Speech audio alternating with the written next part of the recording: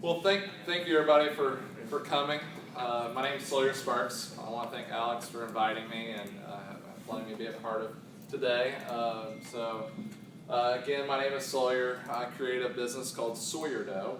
It's a kind of go off my name a little bit there. Didn't catch that, but it's a gluten-free form of Play-Doh. A lot of children are allergic to wheat, and ours is the alternative to the traditional form of modeling dough that we all loved when we were children. So I'll give you a little bit of background of my life, and then some experiences that I faced when I was a business owner, and where I'm going from here. So I went to Bloomfield High School, which is, as many of you know, right down the road, and I graduated there in '05, so I'm 29 years old, and graduated there in '05, and I always wanted to start my own business, or I always wanted to. Actually, I really was involved in agriculture at that point in my life, and I went off and was a state FFA officer. I don't know if anybody in here in the room is familiar with FFA, but it used to stand for Future Farmers of America. It doesn't stand for that anymore. It's just a national FFA organization. So they focus more on leadership, entrepreneurship, and a lot of focusing on your own business. And with that, I was planning on going to Vincennes University. Right after I was a state FFA officer, you have to take a year off of college. You travel the whole state of Indiana, met with some really neat individuals. Kip Tom was one of those that I met. He owns Tom Farms in northern Indiana, and met with him and realized that what he created from not having much to building a farm that was over 10,000 acres. Just amazed me that somebody could start off with less than 100 acres and have that. And I grew up on a small hobby farm just like that, less than 100 acres, and that's what I kind of thought would be really neat. So right out of state officer, I looked and talked to a lot of individuals who got interested in biofuels. So a lot of people grow soybeans. Soybeans, corn, they'll grow corn and turn it into ethanol. A lot of people grow soybeans and turn that into biodiesel. So I decided to be a little bit different, the niche market, looking at it, and I grew sunflowers. So the reason is I grew sunflowers for biodiesel was because you get way more oil content. Normally with soybeans you get 20 to 30 gallons per acre. Sunflowers you can get up to 180 to 200 gallons per acre. They're cheaper to grow. The downfall on it, which I knew a little bit, but I didn't realize how hard of a problem it would be, was a lot of farmers see sunflowers as a weed, so that they have a problem growing sunflowers. But their wives love the sunflowers because they're beautiful. So my freshman year of college, I planted 25 acres of sunflowers. It was a great success. Turned that into and crushed it. I bought a crusher and crushed. One side came out oil, one side came out a feed that you could feed as a byproduct to cows, horses, as a high protein feed. Well, then the next year I knew I needed to get more acres, so I talked to some farmers, then realized I was kind of getting myself in too deep because with that, the farmers I was talking to, I was going to contract about $70,000 worth of sunflowers that next year, which as a college student you definitely can't afford. I couldn't afford at that time, so I had to look at different routes.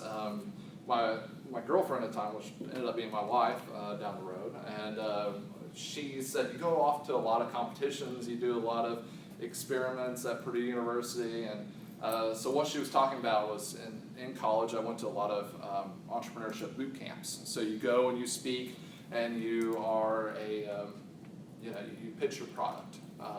So my product always was biofuels, always talking to a lot of entrepreneurs about what I want to do, why I want to do it, and what I want to do obviously was create a business, come back to my hometown and create jobs. That was my ultimate goal.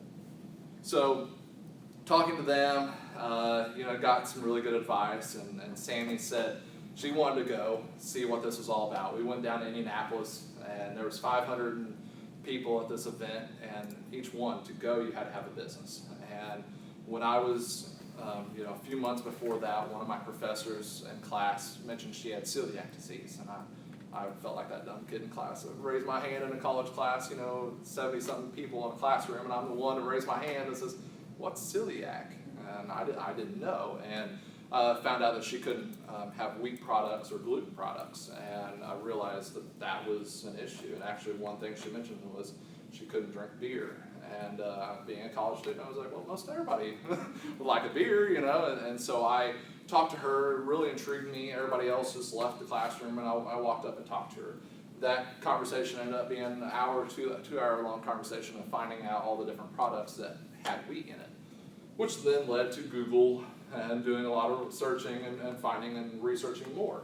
And I found out that, you know, she mentioned that wheat was in Play-Doh. That was the main ingredient. Her child also had celiac disease, and a child, I'm not sure what child's age was, but I would say around 6 to 7, she had never played with Play-Doh, and because she couldn't touch it, she couldn't eat it, she couldn't even trust her with it, because if she did ingest it, there would be issues. Her child didn't have any wheat products at all, and that was amazing to me. I didn't realize the market that I was listening to at that moment. So we go back to the story about going down to Indianapolis. So we go down to Indianapolis, and Sammy has to have an idea to pitch, and if she had the opportunity to pitch, all you had to do was write the article. They had 500 ideas that you had to submit. They only picked 5 to go up on stage and present in front of everybody. So I say, here's this soy dough business that it's made out of soybeans. I said, I know nothing else about it. I said, you take it, enjoy it. You're not going to get picked, but you can come with me. And so she did. She submitted it, and well, she got picked. And out of 500 people, they picked 5, and she was one of the 5. So we had 3 hours to then decide. It was a long event, but we had 3 hours of deciding what we were even going to name it, what our price point was, you know, to not be made fun of, you know, when we got up there. So we got up there, and we had lots of conversations, and she got up there and just gave a story about us, about what we want to do, about the product. Now, we didn't win. I don't think we got 5th, but we didn't win. I think first place was $40,000 or $30,000. So there was good prize money in it, and I was going to college student. We didn't get any money, but Scott Molander, the CEO of Hat World and Lids, he walked up to us. He was one of the panel judges. Walked up and handed his card right to her and said, you know, you have something. You know, you have a business that I understand you don't know what it is yet, but you have something. And hearing that from well-respected, how many locations he has in malls, really stood out to us. And so we decided to focus, because it was a product that didn't cost much to invest at the beginning. We weren't investing that $70,000 into it. We can invest minimal, and now the problem with that is, on the other side of it is, when you sell an item, it only sells for $1 to $2, you know, so you're not making a lot off of that minimal investment. So that's something to look at if you're looking at a minimal product. So when we came back to the drawing board, talked about it some more. New York Times called me up. I was in the entrepreneurship department at Purdue University, and they called me up because they knew about my biodiesel. It got a lot of media press. Indy Star did an article as well. It got a lot of media press, and so they said, "Hey, we're doing an article of 23 most innovative ideas by college students, and you seem like a bright college student with your biodiesel idea, and let's talk." So we got talking, and within 2 hour long conversation, she says, "Wow, you seem to have more ideas." She says, "Tell me another one." I said, "Well, this one just happened 2 weeks ago. I didn't even realize it was an idea. It's soy dough business." And she said, "Take pictures of it and send it to us." So I did. 3 weeks go by. My phone, right after church, my phone blows up. And Sunday paper, New York Times, it was front page, 23 most innovative ideas, the soy dough business. And I didn't have a website. They put my cell phone on there. Let's just say my phone blew up, and you know, your voicemail runs out at a certain point, and it did that day. And so I was amazed. And again, it was at that point in my life where again I realized that we had something.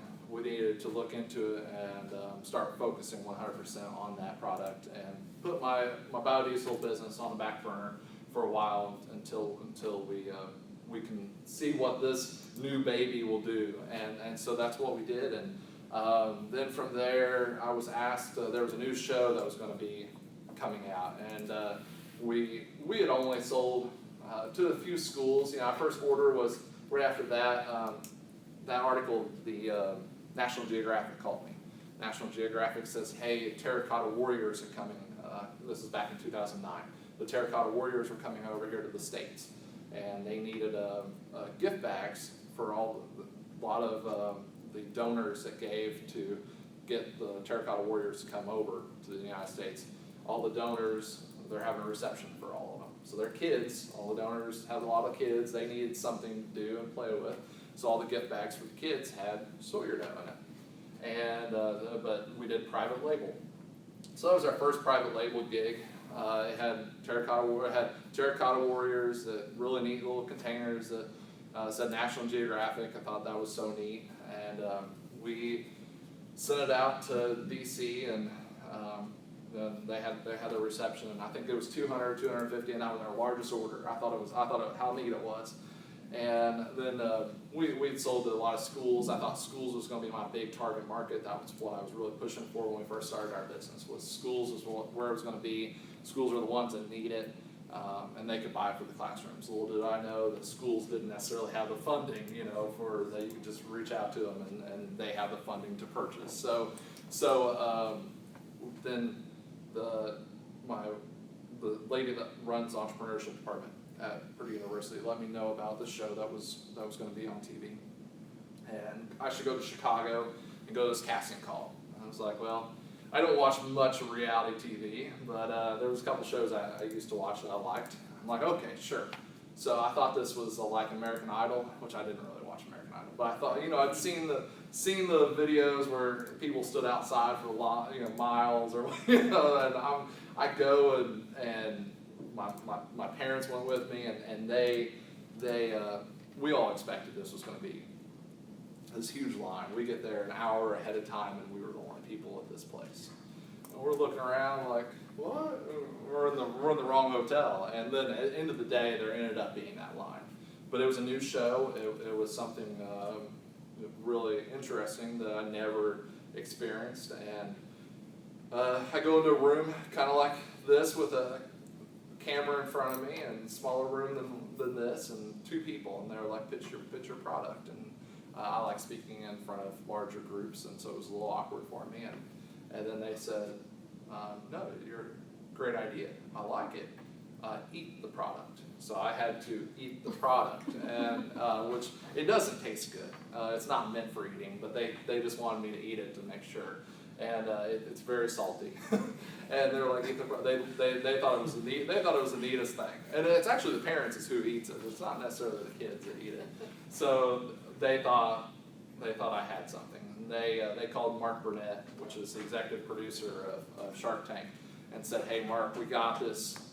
I was 21 at the time. They said, we got this 21-year-old who's got this $1 million product.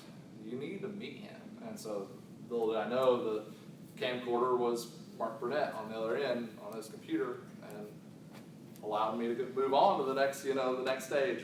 And it was just really neat. He's the executive producer of The Apprentice and Survivor, and the list goes on and on and on. And that was just really neat that I was blessed to be in that scenario at that time. And so it was a long, very long summer, because what they do, if you're interested in going on Shark Tank, so what they do is first they make you fill out 40-some pages worth of paperwork, and you have to go through it. That even says they'll make fun of you if you, who knows, if your nose starts running or something like that, they might not stop the camera. They might just keep on going. And so it was pretty nerve-wracking that they could take anything that you say and edit it any way you wanted to. So you had to realize that there was that risk. But that's all business is taking those risks. So we decided to sign the paperwork, and then we set all summer long. They said, have a backpack, have your stuff ready, we'll give you a call, and you get on a plane and come out to California, and we'll film this. But we don't know when. It could be June to September. And I'm like, that's a long time. And I had events, I had things I was doing, and we were doing a lot of fairs and festivals at that time with our dough. And so we just did a lot of sitting and waiting. And finally get a phone call that says, all right, you're not in this group period, but you're going to be in the next group period. So it was kind of a relief that I had a month that I knew I wasn't going to be in that group period. So they end up calling us and say, your tickets this weekend, and get on a plane and go. And so that's what I did. I got on a plane and flew out there, and it came at a strange time because we had a large contract at that time that we had a lot of employees. I don't know how many, over 10 employees at the time we had brought in for this contract that we were working on. And so I was leaving at the worst time to leave, it felt like. And so we left, so I left and flew to California, and they put you up in this hotel. You spend 2 days there. The show had never aired at this time, and I fly there on a Sunday, and I land, and I'm talking to Sammy, and she says, hey, the show's about ready to start in an hour. Are you excited to finally watch what you're going to be on? And I said, yeah, this is neat. I'm in California. I'm going to sit here and watch it. And then I fall asleep within 15 minutes. So I missed the first episode of Shark Tank, and my filming is on Tuesday, so I don't even have a chance. I don't even know who half the panel is, and I walk in and go to talk to them. So Monday I get an idea. My producer's sitting there talking to me. I'm like, okay, I missed a show. Give me who these people are down the line, and they did, because that wasn't really known fact. Like now you could watch the TV and you could see who, or go to YouTube and watch the people and know who they are.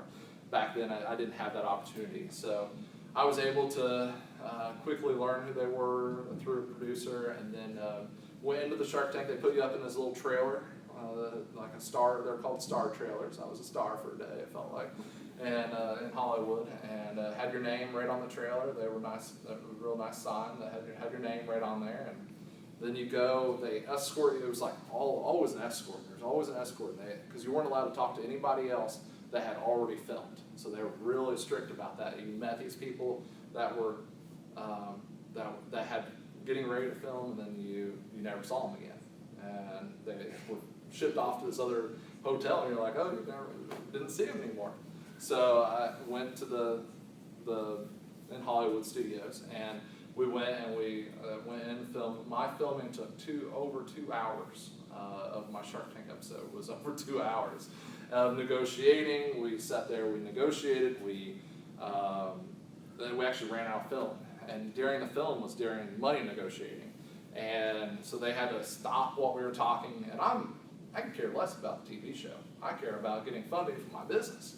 So I go in there, $200,000 I think is what I'm asking for, $200,000 for, it's been a while, for like maybe 25% of my business. So I'm talking to them about that, and then I get a few different other offers for less money and for more percentage. It gets really confusing. I get to step outside and talk to Sammy, and one of the offers was not what we wanted, agreed on, or something like that, and she just tells me that you have over 10 people back here being employed right now, and I think one of the offers was it was going to be moved into China, and because that's what they were wanting, was because you could make this on for pennies in China. Well, you know what, you can still make it for pennies here, and a few more pennies, but it's still pennies, but that they wanted it in China, and that was when she made that comment to me. She says, you got over 10 people here hired. She said, these people love what they're doing. They love that they have jobs, and they love that they had something to come look forward to. And just hearing her say that, it was turn around and walk back into the room and said, no deal, and then it started more negotiating. And then on the show, I think in the cut and edit process of it, if you actually listen to it, the money doesn't actually add up because of the cut and it sounds like because there was a couple of deals that I was offered more money than I ended up with it. I ended up getting $300,000 for 51% of the business. So that's where I would lose control of the business, taking away. I would only own 49% of the business. By the time it felt good, it felt right. because I ended up getting 3 of the Sharks to go in with me. So we talked that I wanted to create jobs. That was my main thing. I wasn't leaving that room until I could get a deal that allowed me to go back to Bloomfield and build a facility. So after my episode had aired, I actually had never heard from the Sharks. We'd waited for September. I went out and filmed, I guess, in August, and it was September 30th. And so a month to a month and a half, I had never heard from the Sharks. And I'm like, what's going on? This is still, it's 2009, before we had Facebook, before we had, Facebook existed, but before like pages, before like it is what it is today, the social media. Well, the day after my episode airs, Damon calls me up and he says, "Hey, completely slipped my mind. We might not. This deal might not actually happen." And I'm like, "Well, I'm a handshake guy. I mean, it happened. I have film of it happening." But that's one of the things on the contract that you have to sign. Come to find out, that wasn't down the road. That wasn't unusual. Today, that's not an unusual thing to happen on the show. But it was devastating to me because I was expecting, I had Kroger, I had Walmart, I had Toys R Us, I had Target, all within a week call me. And then Damon calls me and says, "Hey, I want to do a deal, but not with that." He said, "I think you only want to do like $100,000 for some other percent." I said, "We've already had sales that are touching that." I said, "I don't need your $100,000 for a chunk of my business now. But thank you. I could definitely use your experience and everything." But he was really, really nice with it and about the situation. So learning from that kind of, I wasn't expecting that. So it was a real struggle for me for a little bit. But I was able to self-fund. I was able to get a lot of, from our contracts that we started receiving, really helped out. We ended up doing a toy fair right after that, which we just did the toy fair again this year. We don't do the toy fair every year, but toy fair is a big expo in New York. We go and it's a 3-4 day long event, and businesses from all over come. It's very expensive, but it's very profitable if you go at it the right way and pitch your product the right way. And we have a lot of buyers come in. So again, I mentioned Target, Walmart. The problem is at that time I didn't have a facility. When those people were knocking on my door, because what I needed that $300,000 for was a facility to get up and go and to have the machinery to get up and go. Then we realized once I ended up getting that facility, those opportunities unfortunately had passed on us on some of them, because my product wasn't as hot as what it was when it was first on there.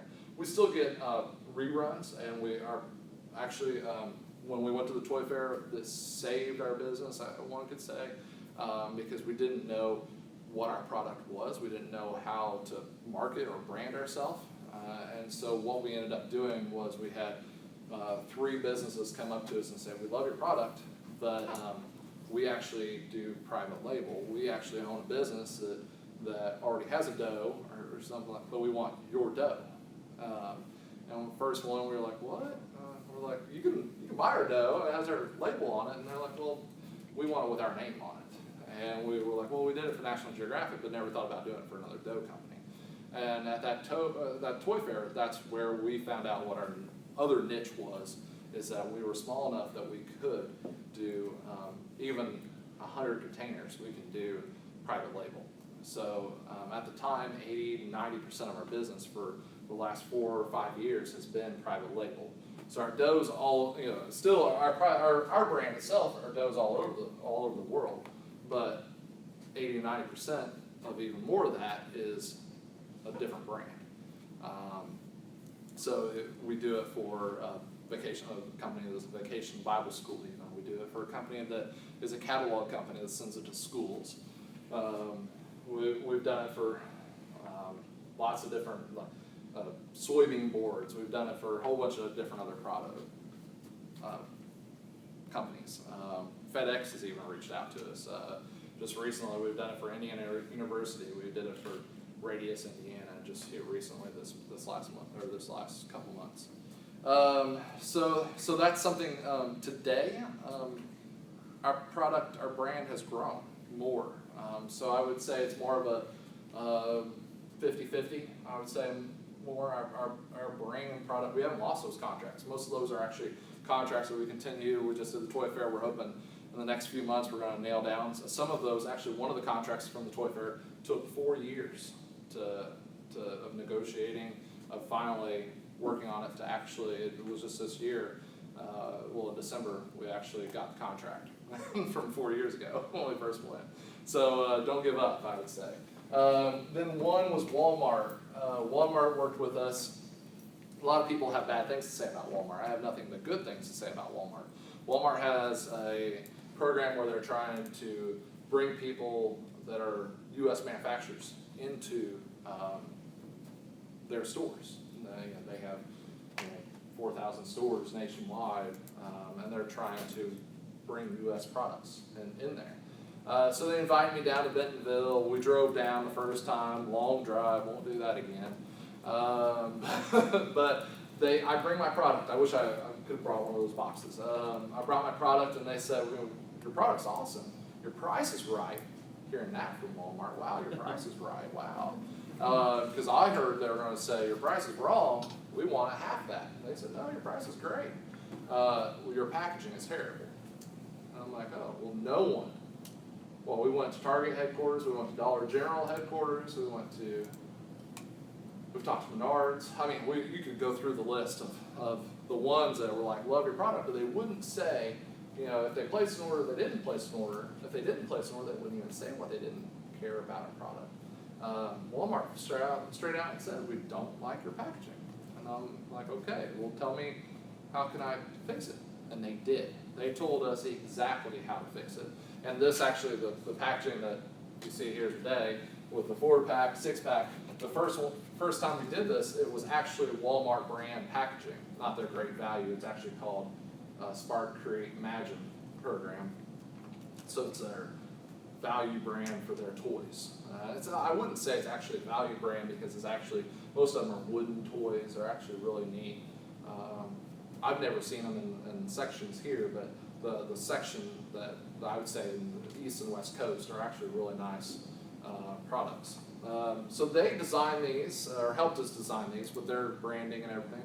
Then I asked, can I use it for my own branding? And they said most definitely. So we were able to get our own order of our packaging, and these have been doing really well. So you can see it, they're wrapped, keeps people from getting them also. These get shipped out to Amazon. Amazon's a new thing for us.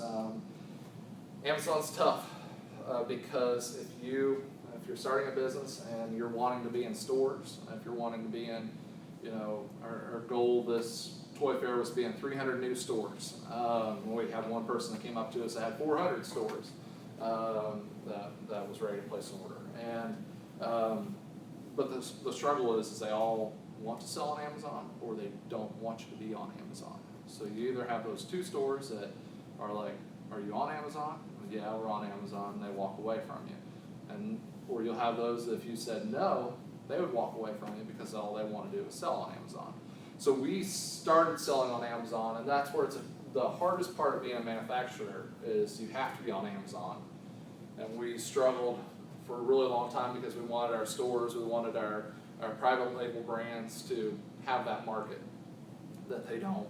That's not available on Amazon. It's strictly a go in the store, strictly a catalog company, or helping our customers out more than helping our brand. But once we were on Amazon, it really grew our business. It really grew our brand. Kept us busy during usually our dead months. If anybody's trying to sell a brand product or trying to sell a product that you've invented or created or want to sell, have to find that fine line. So the way we do it is we try to make sure that the price can't go below a certain point. And Amazon still, we still make money, then our customers can still make money. They can unload their inventory if they choose on Amazon, but we do lose out on some customers because we do sell on there. You have the online market is huge. I get quite a few emails from Zuli. Is that the name of it? Yeah. Okay. Yeah. I'm not. Okay. Yeah. Yeah. I'm not from. So they want to run the problem with them is they want to run a big special or deal, so it kind of cuts out your customers. So you have to watch out for your customers because those I'm talking about wholesale, the retailer customers that you sell wholesale to, because they're the ones that the small businesses are the ones that really try to help out the most. But yeah, I've talked an awful lot about my business, and I wasn't really going to do that fully. But if I have any questions, I know there's a few in here that I know Lucas wanted to start his own business, or is talking about starting his own, or he has his own business. But is there anybody else in here that has aspirations of starting their own business, running their own business? If so, I have a neat little project I like to do, but it's okay if not. Are you with Melissa and Doug? No, actually, Melissa and Doug is they're not I wouldn't say they're a competitor because they don't have a gluten-free dough. They do have a dough. So their one would be a licensed brand that would contact us and say, hey, we want. They've never reached out to us. Yes, we can go and reach out to them. Almost everything they have is made in China. Right. And so that's one, we can compete with those prices.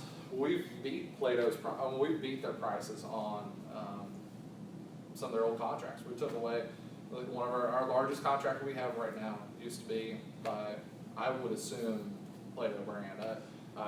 But we beat their price, knocked them out of the park. And we've, throughout our 4 years of being partnerships with them, we've grown our price a little bit more every year because it was almost at cost our first year. But we had to get their relationship. We had to get that. We knew they were going to be a great client. And our first year was a little bit of a struggle because we had what we did for them, and we offer 100% on our product. This contract, they said it wasn't even our dough. It was the Play-Doh's dough. They had problems with it hardening. They had problems with the containers they were using. It wasn't traditional Play-Doh containers because we did a lot of custom. We did custom containers. We did custom sizes, anything, buckets. They said they would contact us, and they were like, well, this dough dried up, and we asked for the number that was printed on the bottom. They gave it to us, and we're like, that's not our dough, but we'll replace it. How many do you need? 40. Oh my gosh. Okay, so we'll replace it, and they paid the shipping. But I mean, we still replace it. Having that relationship with them, and then the next year we were able to raise it, 3 to 6 cents, and then the year after that, able to raise it a little bit more. We're now, it's a very profitable contract for us now. But yeah, definitely Melissa and Doug would be a good relationship to have. Mattel, Mattel's one that I would love to toy fairs. They're the only ones that won't stop and talk to us. Hasbro will even stop and talk to us, and they're the owners of Play-Doh. But Mattel's the only ones, and the only thing I can think of reasoning for that is because of Shark Tank, and that's one of the partners I went with on Shark Tank. Did where he made his money. Made $3 billion. Kevin O'Leary was from selling product to Mattel that turned out to be a flop, and so I would assume they don't have a good relationship. So wish I knew that before going in there. That hey, the guy in the middle, stay away from him. Mr. Wonderful, that's what they call him now. But any other questions?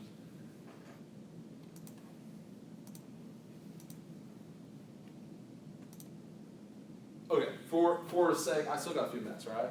Okay. For the sake of starting your own business, so a business I came up with last night. I did this all the time. So you're all going to help. I'm not going to make this happen, even though Sammy said, oh, it'd be great.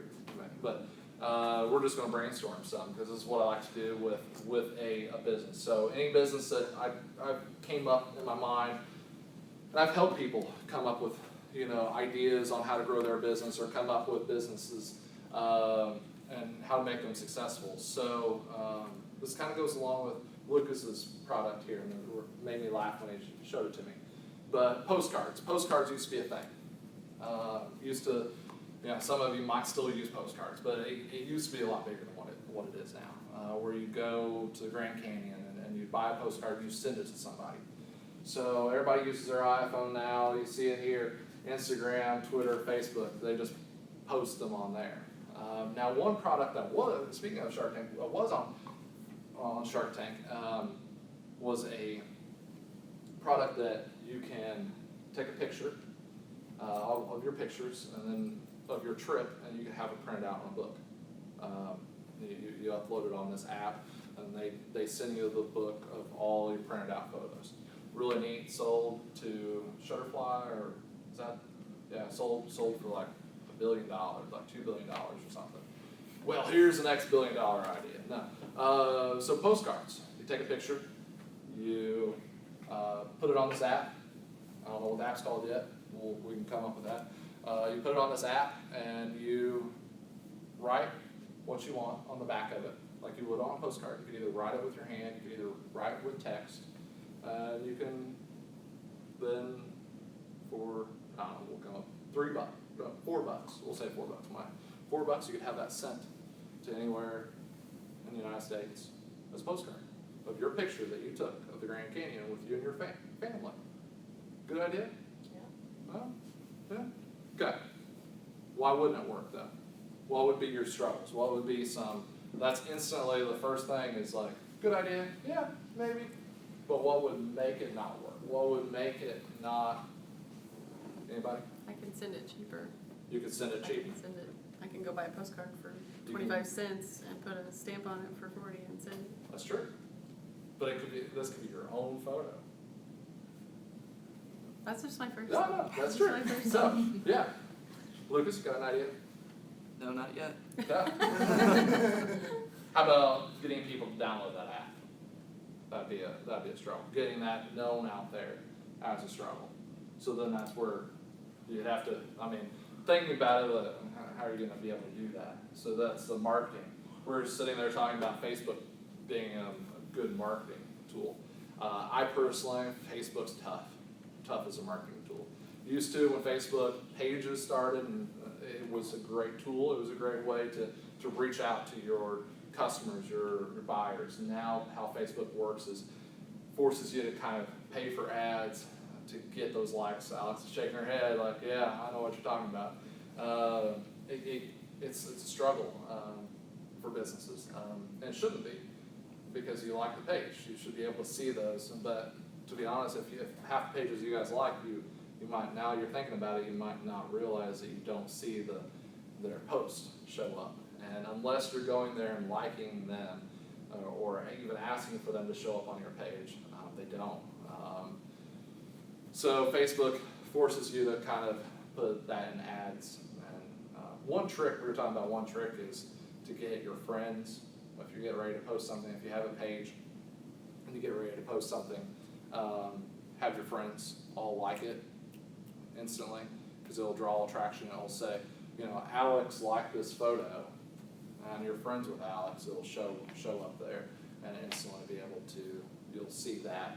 Even though you follow it, normally wouldn't show up there. Pet peeve, Facebook's always I guess that's all what everybody wants to do. But no, that'd be a struggle. Another struggle is who's going to print these? Where are you going to print them at? Came up with a great idea one time about advertisements. This is being live streamed, though. I can't share all my ideas. No, advertisements on the back. Can I share this? That's fine. Yeah. Advertisements on the back of cars, like driving billboards, paying people to drive their cars. It's not something for everybody. I wouldn't personally do it, but for some people that commute every day to work, that would love to make another $40 a week, they'll pay for their gas to have have a graphic that's the see-through mesh on the back windshield, or not even something that big. But businesses will pay $40 a week and see, this would be an iPhone app that it would go in with your phone and see where you drive every day, and you have location services turned on your phone, and it would follow you every day. But there's problems with that as well, as far as how to make sure that the person actually keeps the wrap or the thing on the back of their vehicle. They don't just take it off after it's installed. Who's installing it to make sure it's installed properly. So I always thought it was kind of a Snapchat. You every once a week post it, picture of your car that's still on there to make sure you get that's the only way you can get your deposit. Something like that. Oh. Anybody have any other questions or ideas that I can broadcast to the world? No, that's but for real though, if anybody wants to talk about business, wants to talk about ideas of starting a business, I have my cards up here. They're not my actual business cards. I am running, got to do the one plug. I am running for state representative in District 62. So, if my cards are up here, and that's my state rep cards. But you can always talk to me that way, reach out to me that way. And big reason why I'm running is because I want to create jobs. That's me. That's who I am, and I want, my hometown, Greene County, is the highest in unemployment, and we got to change that. So how could you, what would you recommend to help promote more stories like yours in Southern Indiana? That's a good question. Just events. Events like this is great, but it needs to, because there are more stories like me. There are more stories of because I think what's great story about myself is that I grew up here. I didn't really highlight this, but I grew up here. I love this town. I met my wife at college within the first week of her being here. She's from Ohio. Don't hold that against her, but she's from Ohio. On a river town in Ohio, a beautiful town as well. But I said, when we first met, she knew this is where I wanted to live. Didn't know what I was going to do, but she knew this is where I wanted to live. I had experiences in agriculture and brought her down here within 2 weeks of us meeting, and she fell in love with this area too. And I think that's what's the great story about me is that I came back to my hometown and was able to create something. You have your ups and downs as a business owner, struggling, being successful. Everybody does. Everybody has those up and downs. If you don't, you're not living. If you don't have those ups and downs. So I think that's what's great. But getting those people out in the public's eye, a lot of it has to do with having these meet and greets, but that doesn't get to the normal public's eye. It gets to the business-minded people. I do a lot of speeches at college. That's why I like doing the talking. I do a lot of speeches at colleges and universities where we talk and bounce ideas. One person says, "Hey, I want to do dog scooping, feces scooping of dogs." I don't know the right way to say it, but they want to do that as a business, and so we sit there and throw it up on the board, and we go from that on it was just even. Shark Tank. Yeah. Well, I don't even watch I don't know it. if it was that, Oh. but it's similar. But that was something we used to classes I'd go to 3 years ago. That was brought up in one of my classes, and we worked on it and worked on it and worked on it. Came up with a name, you name it. And then I love to, when I go speak at elementary schools, I love to bring that up too because kids get into that as well. But yeah, I don't know if you guys timed it that way, but the day you spoke at radios, I know the show aired that night. And oh yeah. No, we didn't time it that way. No. It was really coincidental. Yeah, it really was. Wow. Yeah. So I watch your Swedish with my husband. He's my husband's a serial entrepreneur. He's had I don't know how many businesses already, but so he loves watching the show. But the interesting part with your show that I thought was fascinating is how you stuck to your guns about keeping your business here. Yeah. And because there's a lot of pressure in that room. Oh, yeah. There's no sense in making it in the US, you gotta make Right. it in China, you gotta make it Right. elsewhere. So how do you make that work? I know that's probably one of your biggest hurdles in convincing Yeah. people that it makes sense to make it here. Right. So, gosh, that's a good question as well. So this is a hurdle I even had to deal with this last year. So we were trying to decide on what we want to do because we had Walmart, we had started getting those good contracts again knocking on our door. We had to be able to figure out if we were able to manufacture at those high levels. So instantly, fortunately, I'll admit it, I looked at China as an option. I didn't go to China. I kind of Google searched some options, and we have a couple of friends that I've done consulting for that own factories. One lady even owns a factory in China herself. The other lady didn't own her factory in China, which is really hard for an American to own a factory in China. But our one friend that is an American, she does own her own factory in China, and her business is easygoing. It's they ship over here and inexpensive, and you see that as an outsider, and you're like, gosh, I wish my business could be like that, because they can they're on top of it. They just ship it and ship it and ship it, and inexpensive at inexpensive prices, and you kind of sit there and you're just astounded, that they're able to do that. My other friend didn't own her own factory, and it was awful. She had problems where there's inconsistency. She actually owned a wedding dress. Her business was wedding dresses. So they were supposed to come in a size 8, and they came in a size 18 or so, and that's for a bride, it was. You don't believe that? No. Bridezilla's happened, it was not enjoyable to work around her business, and so that was that. Seeing that side of it is like, because I couldn't own my own factory, I would have to and know that they're going to work on somebody else's contract that's paying more than yours, and then you worry.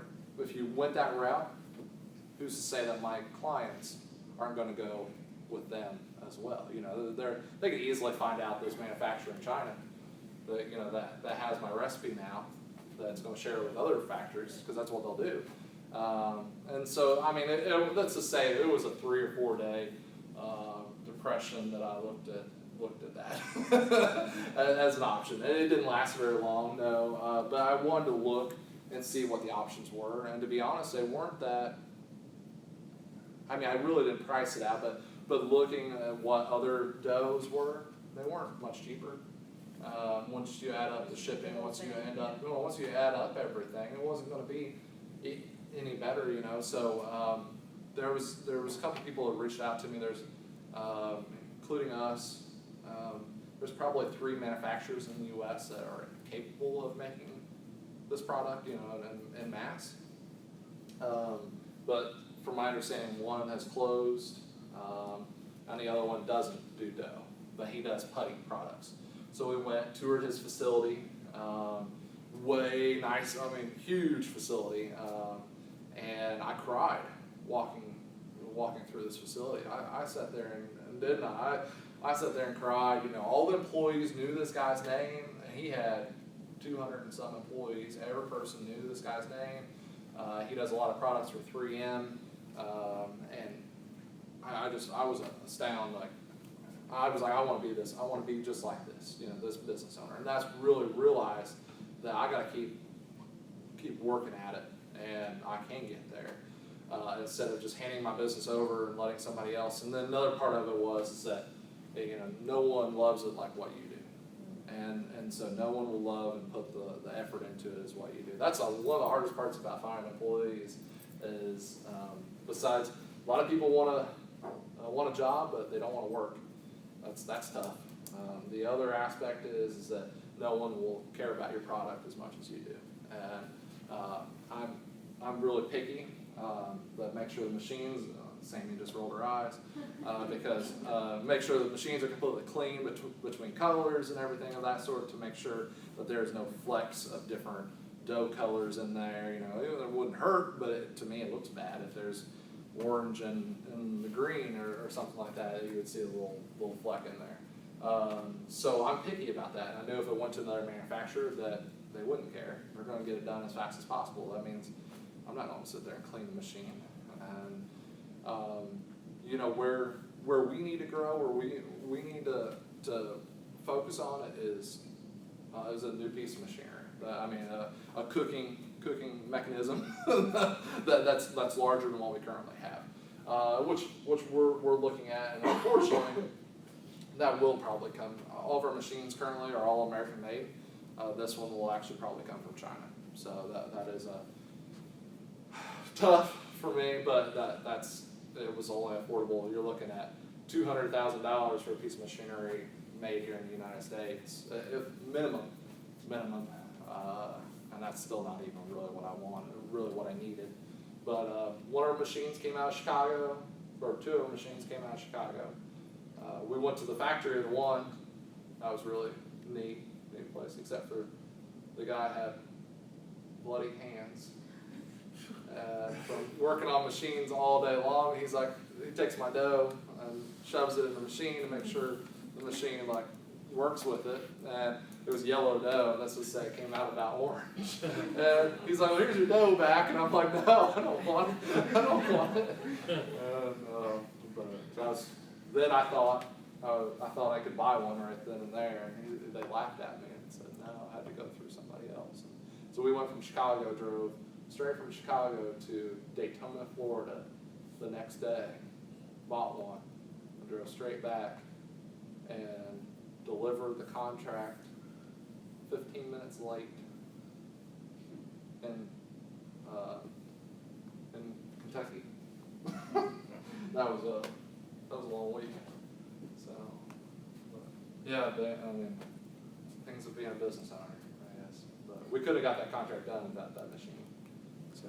You said you had spoken to elementary students as well. So, are you telling the educators there anything different on what they can teach the children on entrepreneur or doing something like this, or the next steps? So, elementary, it's or high school. Yeah. High school. So high school, for example, the big thing I tell high school,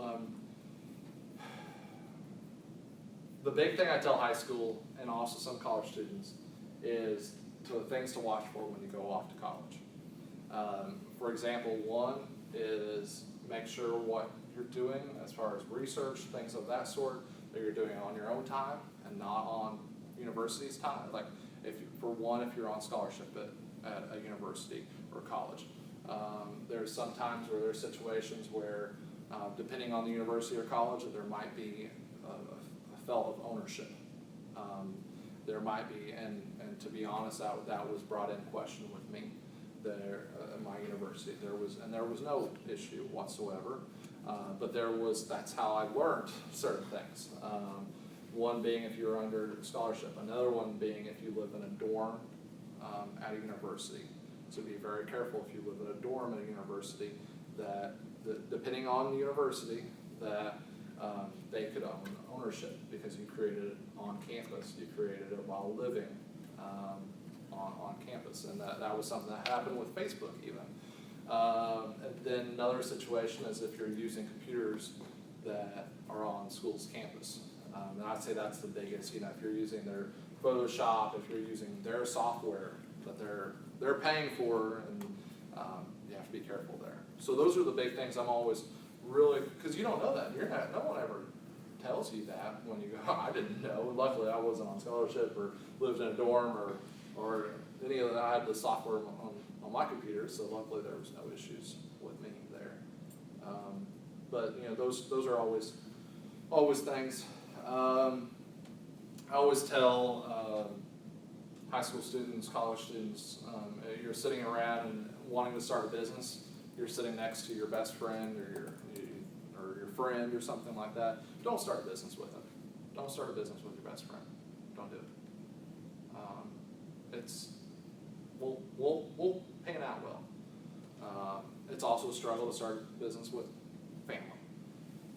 Luckily, my wife and I get along really well. We work together every day. At least I think we get along really well. We work together every day, and you know, she loved Bloomfield so much that she mentioned earlier before some of you got here that she started her own dance and gymnastics studio in Bloomfield because she loved Bloomfield and she wanted to find a way to give back as well. But you know, those are always things I'm always you know, make sure the kids know before they go off to college that and I you know, like I said, I didn't. And could have been in trouble, but luckily I wasn't.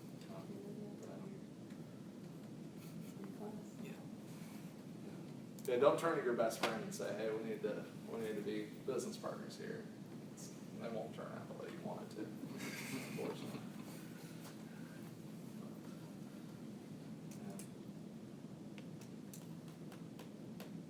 Yeah. Any other questions? Was I informative? That's great. I appreciate you guys having me. I do. And if you want to ask me questions privately, please let me know. Thank you.